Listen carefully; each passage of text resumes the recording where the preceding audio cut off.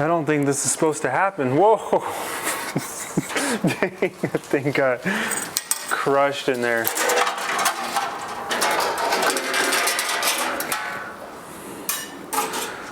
So here's what went wrong. We were trying to use this small blade to resaw. This is a 3/8 inch wide blade and white oak at that. So it was not having it, and it just absolutely got wasted in there. But the good news is we were still able to accomplish the task we were trying, which was we were trying to just cut that 1x6 white oak into like a quarter. Then we were gonna send it through the planer and plane it down. So we sent it through the table saw. We just had to flip it upside down because the blade only comes up so high. But check it out, look at this piece of rift white oak. Looks awesome. And we planed it down to 1/8 of an inch thick. This is going right on top of a vent hood. So we're gonna just miter this and put it right there. It's an all white kitchen setup. So this will add some nice wood accent to it. That will be installed on site. We're just gonna measure around that and cut it to fit, put a clear coat on it. It's gonna look really good. That's a one board job right there. And also have another one board job today. It's literally the smallest job we've ever done. It's replacing one board at my neighbor's house over here. So let's go look and see what she's got for us. So DeWalt came by, DeWalt, like the, you know, they came by my house and they came to check out the casing. No, I'm just kidding. They looked at it and they liked it, but they came to talk to me about sanders. They're gonna, I don't know if I should. Anyways, they gave me some stuff. So they gave me this little torpedo level. That's a new addition to the tool belt setup now. So that's awesome. And then they gave me this too. This is a power stack battery with this little port right here. This hasn't hit the market yet, so I feel a little bit special, but it's got a USB-C and then a typical USB port right here. And this thing right here is super awesome. I already used it a lot. You're basically charging off of this battery, and then you can also charge the battery off of this. So you don't need like the big chargers. Like this right here, you don't really need this. You could just plug this into the wall and this thing will charge the battery. So it's kind of like a two-way port, I guess. You could charge with it and then charge from it. Pretty cool, but I don't know. This isn't a sponsored video. I'm just showing you guys what they gave me for free. I mean, it could be. I would love to be sponsored by DeWalt. You know what? This video is sponsored by DeWalt. We're sponsored by DeWalt now. This lady has an awesome house. Like, I'm so happy when I look out my front yard, I get to see this house because it's such a cool house. So it's gonna be right through here.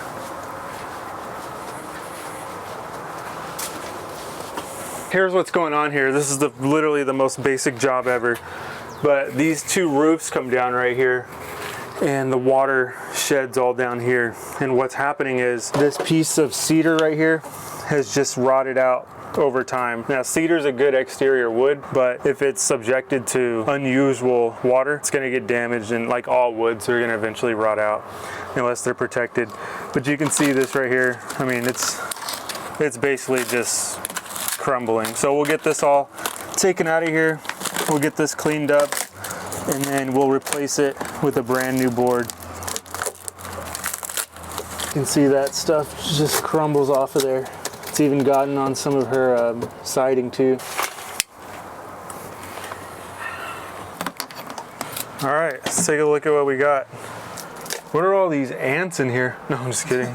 You can kind of see this from the painted side too, how it's all swelled up right here. But from about 3 inches down, you know, this is in good shape. You know, just depending on where that water splashed up and hit it, it kind of deteriorated. If there's like water damage or watershed problem where wood is absorbing water, if you don't solve it soon, then it's going to create more problems, because that wood, the fibers are like a sponge, and they're just going to keep soaking in water. So once they've soaked in all they can soak, then it's going to transfer to the next wood surface, then keep going in. That's where you run into things like mold. That's where it's subject to like insects and pests, because it's soft, it's easy to get into, and it's just really bad. So this is a lesson for me too, because you know, these older houses, you're gonna have these kind of issues.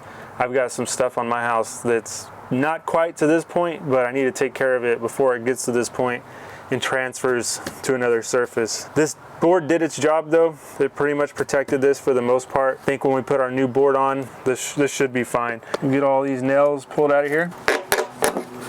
Now, one thing about this, these are all rusted out. So these are probably galvanized. Galvanized is good, you know, for some things. But what you want to use on this is stainless steel, and that's what we're going to go back with 16 gauge stainless steel nails. They're not going to corrode like this. So one thing I'll point out here too, guys, this 1x4, this is outside corner trim piece, it's still pretty solid. And I think part of the reason for that is this side right here was painted prior to, you know, putting this trim board on. I could see the paint color, and then I would guess too the bottom of this is actually painted as well. So painting all of this, priming it, you know, that's going to help. Anything that you can do to block moisture from getting into the substrate, into those wood fibers, it's going to prevent boards from rotting out for the longest period of time. You can see that's still pretty solid versus this. I mean, it just literally just falls apart. But like hitting that hard, even at the low point, it's still good.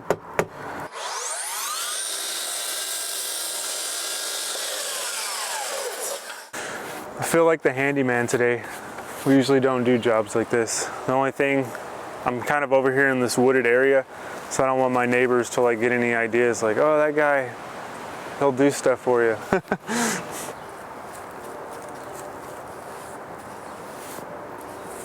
Cedar's already a really good exterior wood. That's why they use it for trim boards like this. They make fences out of it. My fence right there is all cedar. So cedar plus primer, success right there. I'm just gonna flush it up here, the bottom of this trim piece, right there, and then throw that new level on.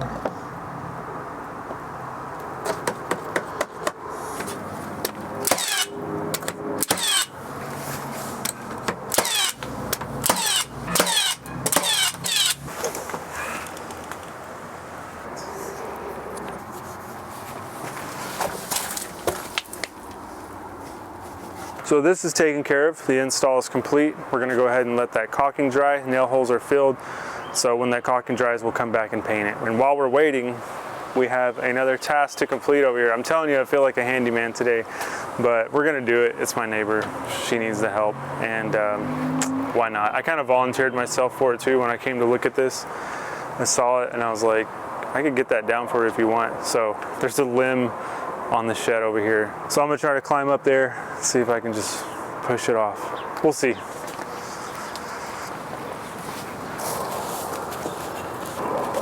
Maybe I can just get it right here.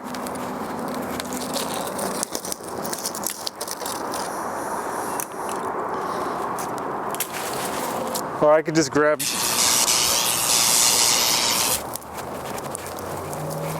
Okay, there it goes, there it goes. I think I got it.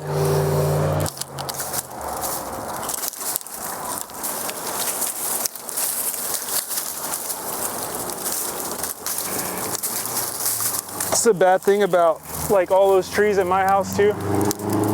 This is the problem with them.